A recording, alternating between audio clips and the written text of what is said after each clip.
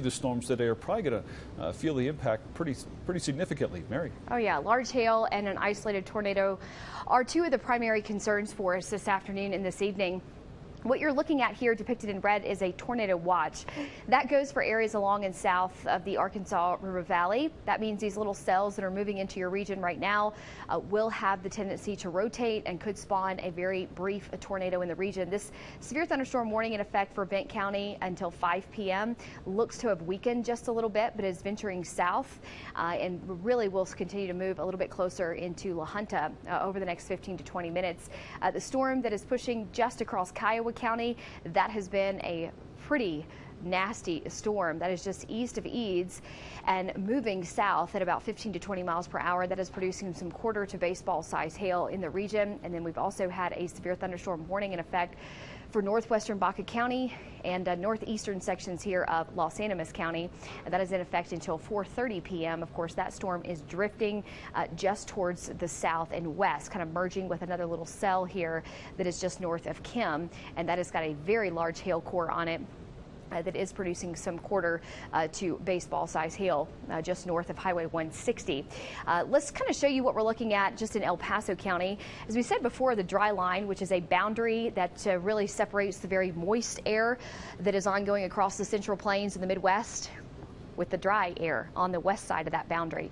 Usually that boundary is across the eastern plains and it kind of just washes in and washes out, kind of like a tide every day. It just kind of hangs out.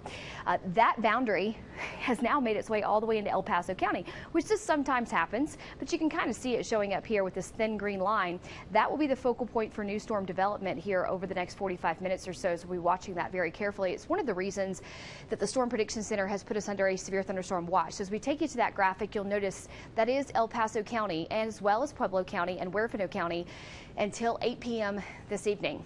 That means that hail and certainly very strong winds and an isolated tornado cannot be ruled out. We've got a heat wave that is ongoing across the Mid-South.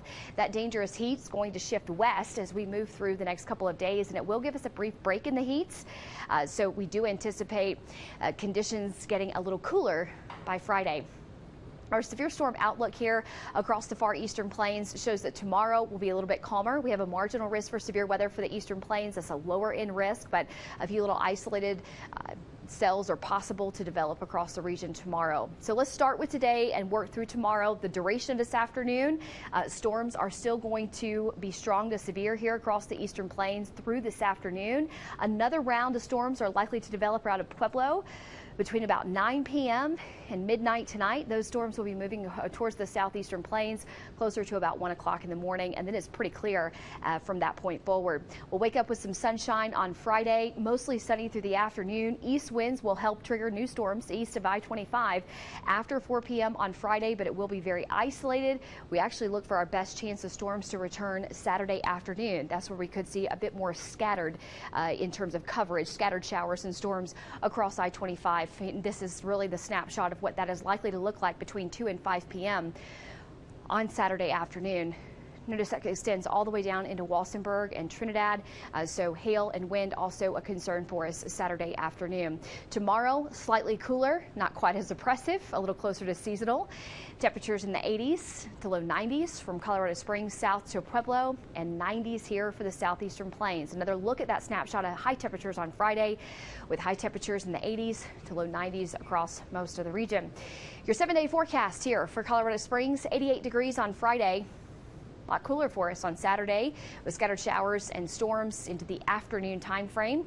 So if you have plans to mow the grass or get out and do something that includes some dry conditions, you need to do some outdoor activities, do those things as early as possible on Saturday, because after 2 p.m. those storms are going to start to fire up pretty quickly. We'll be back into the low 100s for Pueblo into early next week. Monument, 80 degrees on Friday, 75 Saturday, 83 on Sunday, and we do look to warm up yet again early next week. So this will be a brief break in the heat as we move through Friday, Saturday, and Sunday before conditions begin to really heat back up into Monday and Tuesday of next week. You can see here Canyon City back into the upper 90s. But stay weather aware for this evening for hail and strong winds. Conditions will subside after about 9 to 10 o'clock tonight. All right, Mary, thanks for that rundown.